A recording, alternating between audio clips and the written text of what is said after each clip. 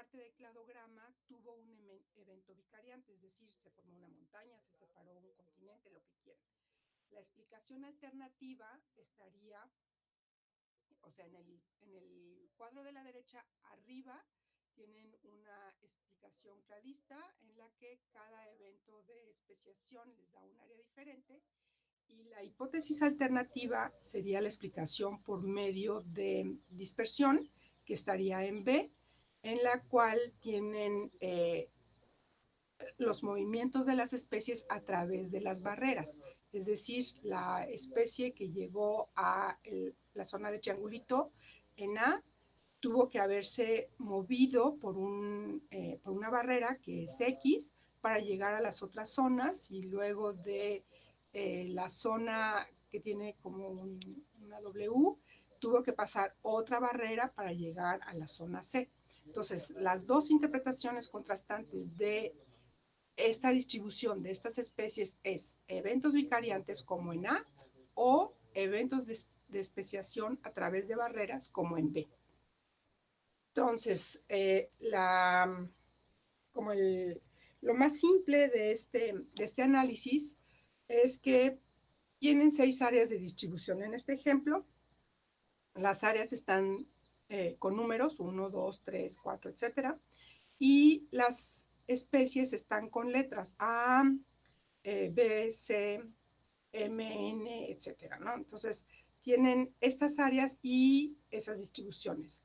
Pero si se fijan, por ejemplo, la especie A, que está con una distribución en puntitos, abarca tanto la distribución en 1 como en 2. Entonces, si sacan el cladograma de los dos grupos de especies, van a sacar el primer caso de acá, es decir, tu grupo más cercano son D y E, y R y Q, son tus grupos más cercanos, y cuando sustituyes esas especies en las áreas, resulta que tu especie A está en el área 1 y 2.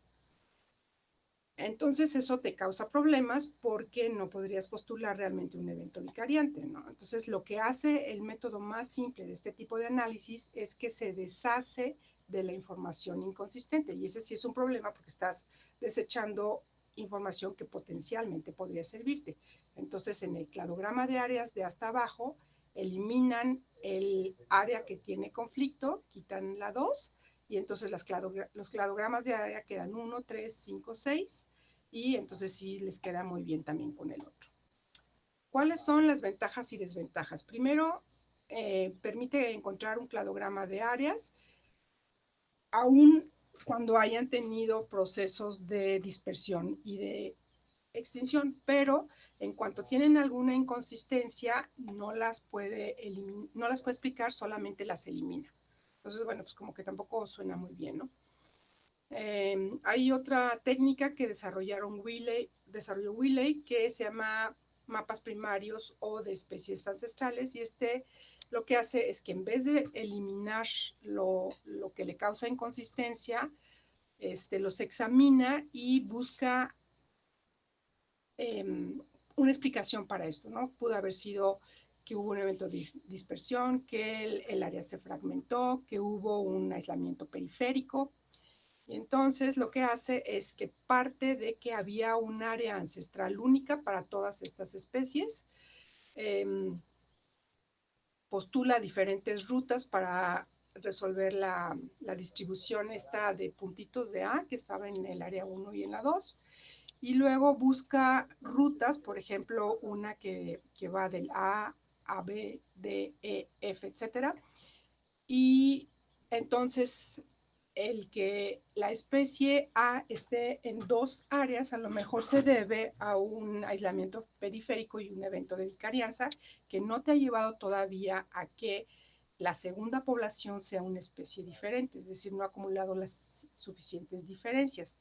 Y entonces esa ruta te implica que la presencia de A en las 2 áreas se debe a una dispersión desde el área inicial.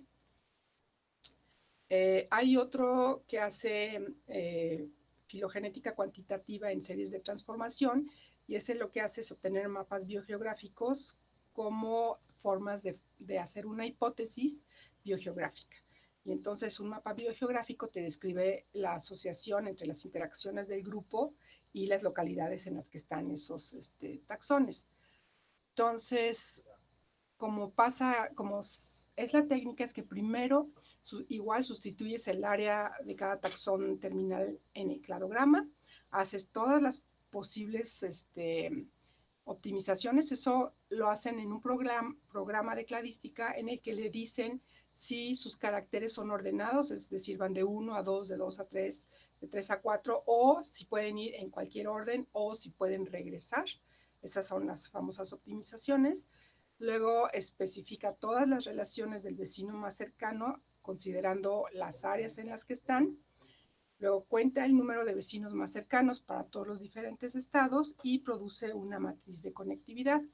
Entonces, eso se vería reflejado en estos cladogramas, en los que tienes las áreas de distribución con las letras en mayúscula y los taxa en números, y entonces dices que pudo ir de A B a C o de B a C a B. ¿Cuáles son las desventajas de este? Para empezar, no aplica ningún supuesto para resolver las inconsistencias y no transforma los cladogramas taxonómicos en áreas para que se analicen por parsimonia. Entonces, otro enfoque más fue el de Nelson y Platnick, en el que las distribuciones redundantes se toman en cuenta y se resuelven como taxa con distribución muy amplia o con áreas en las que no tienes información. Entonces, supongan un cladograma como ¿no? En el que tienes 1, 2, 3 y 4. Este es el original. Entonces, hay varias posibilidades de supuestos. Todos estos taxa comparten el mismo estado de caracteres y entonces deben de ser un clado monofilético. Entonces, el supuesto 1 es que lo que es verdad para una parte del cladograma tiene que ser verdadero para la otra. Es decir, si postulas que 1 y 2 son los más cercanos, entonces 3 y 4 también son los más cercanos. Pero el supuesto 2 es diferente. En el supuesto 2 dice que no necesariamente lo que es cierto para un lado es cierto para el otro, y entonces salen con cladogramas mucho más complicados y en los que no les salen los mismos supuestos. Entonces, las posibilidades son que dos taxa sean endémicos a un mismo lugar, que un taxón esté distribuido ampliamente al menos en dos áreas diferentes y que un área no esté presente en la distribución del grupo taxonómico. Y entonces, otra opción de analizar estos cladogramas que no compaten exactamente es buscar un cladograma reconciliado en el que empatan los taxa con las áreas y les sale el árbol reconciliado. Estos de arriba eran las dos posibilidades, el de arriba y el de abajo. Y el de abajo es un árbol reconciliado en el que hacen empatar los taxa con las áreas. Entonces, esto también tiene sus ventajas y sus desventajas, porque considera que puede haber duplicaciones y que eso es menos probable que haya vicarianza, pero sobreestima las dispersiones. Y ahí está la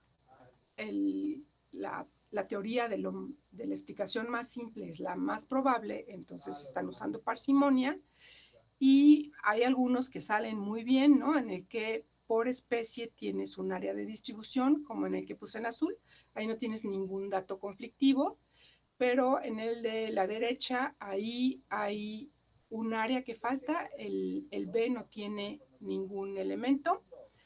En C hay un taxón ampliamente distribuido, que es el 7, ese está en todas las áreas.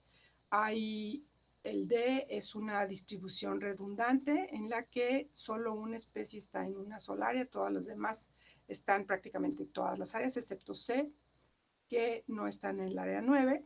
Ay, perdón. Y entonces lo que se hace es que se unen todas las matrices y colapsan todas las ramas que tienen algún problema, y entonces lo que les resulta es un árbol de parsimonia. ¿Cuáles son las ventajas y las desventajas? Entonces, Este encuentra un cladograma de área más parsimonioso y la hipótesis se puede contrastar contra, digamos, la base de todo esto, que es la especiación, es un evento de vicarianza. Después integra los elementos incongruentes, o sea, no te estás deshaciendo de las partes que no son congruentes con tu cladograma. Y esto es porque hasta aquí, hasta este momento, todas las hipótesis están basadas en que todos los eventos de especiación se deben a un evento de vicarianza.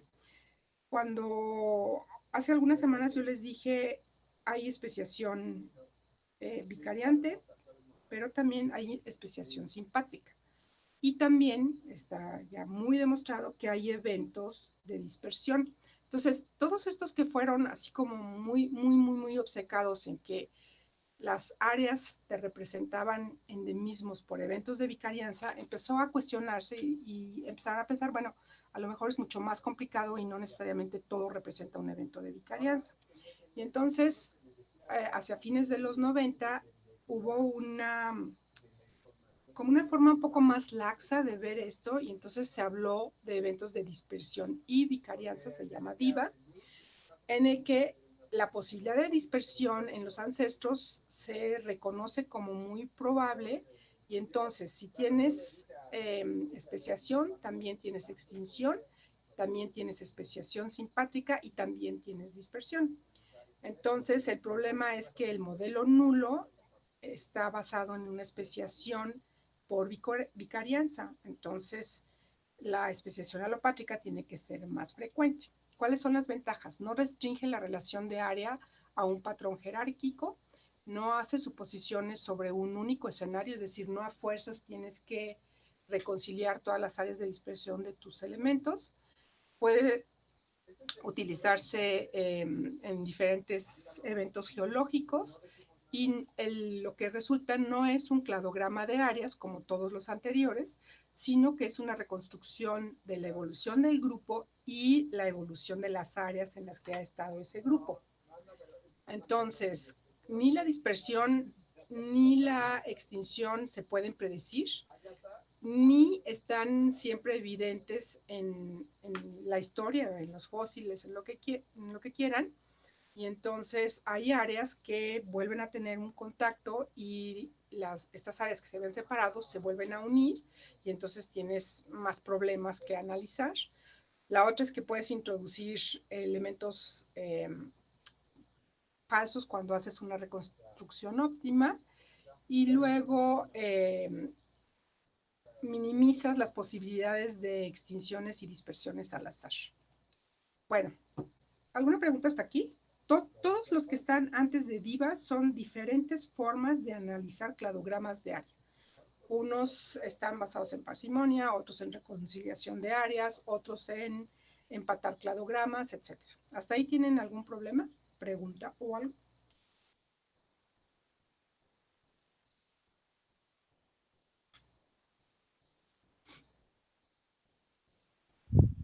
Todo bien. Ok, entonces, este es un ejemplo que me encantó porque desde hace, no sé, muchísimo tiempo se había dicho que los ratites, que son todas estas aves súper grandotas que no vuelan, tenían que ser eh, aves que diversificaron por eventos de vicarianza.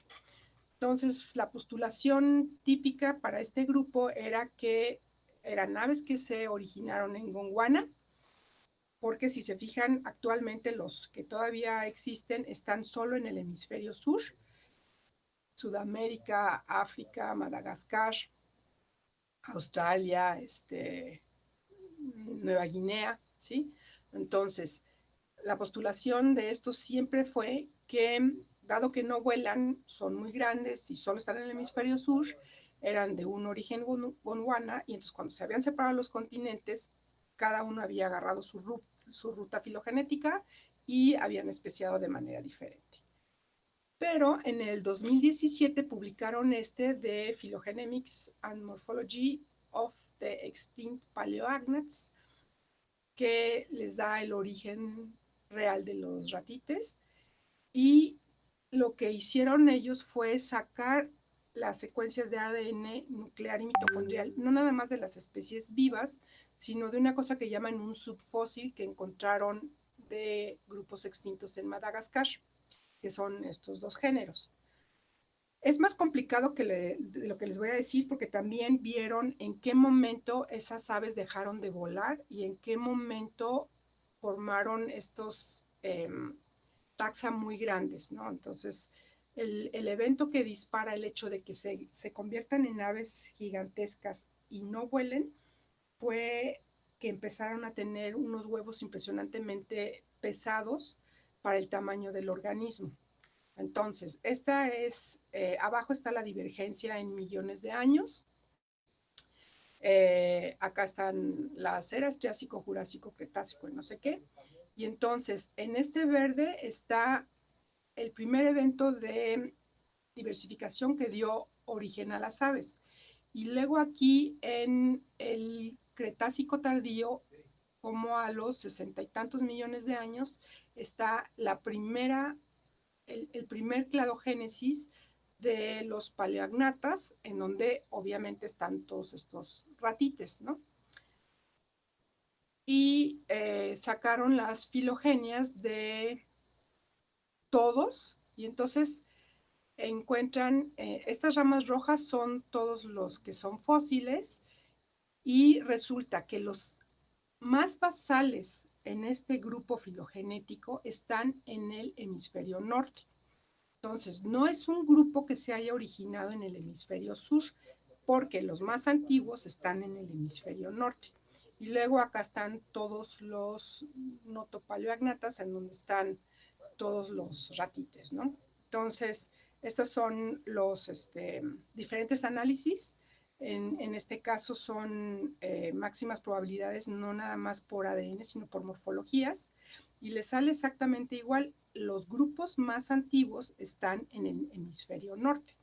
Entonces, en realidad, la historia evolutiva de este grupo es mucho más complejo, porque estuvieron en algún momento en el hemisferio norte, y después, cuando hacen la reconstrucción de áreas en el escenario evolutivo de estas aves, encuentran que todos los grupos más basales son del hemisferio norte, en la Eurasia, y todos los más recientes están en el hemisferio sur, en Gondwana. Y además de todo, no es tan sencillo, porque en donde puse la estrella es cuando estos organismos entran al sur, entran vía Sudamérica, pero por ejemplo las avestruces eran de amplia distribución en Eurasia, y es uno de los grupos antiguos, y luego tienen todos los grupos derivados que se mueven, incluso vuelan todavía hacia el hemisferio sur, y divergen hasta los últimos son como del Mioceno.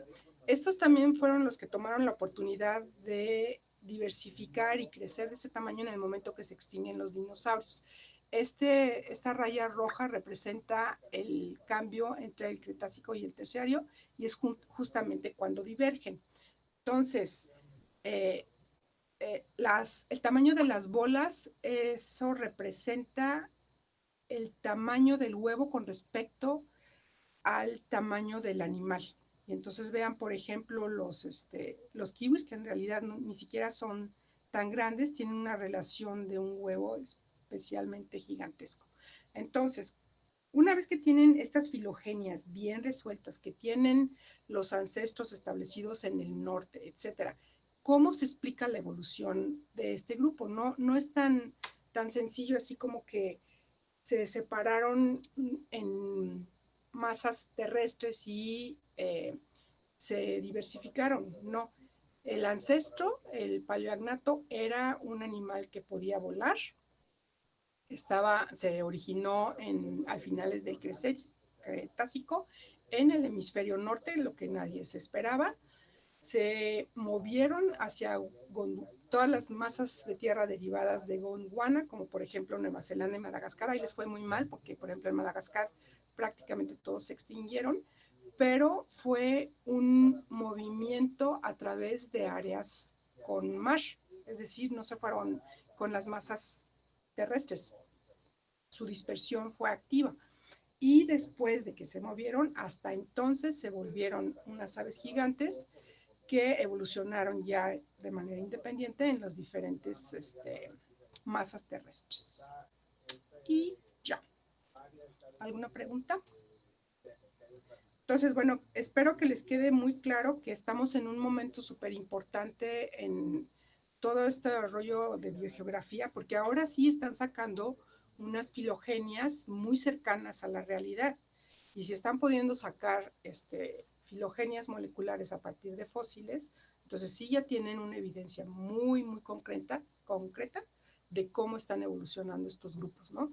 Y que no es nada más que se mueven con las masas terrestres y después diversifican, es mucho más complejo. Hubo eventos de dispersión, de vicarianza, de extinción, etc. Y eso es todo. ¿Alguna pregunta? No. Todo bien. ¿Nadie? ¿Nadie a la 1? ¿Nadie a las 2? ¿Nadie a las 3? Ok, entonces nos vemos el jueves. Yo creo que ya el jueves acabamos con biogeografía histórica.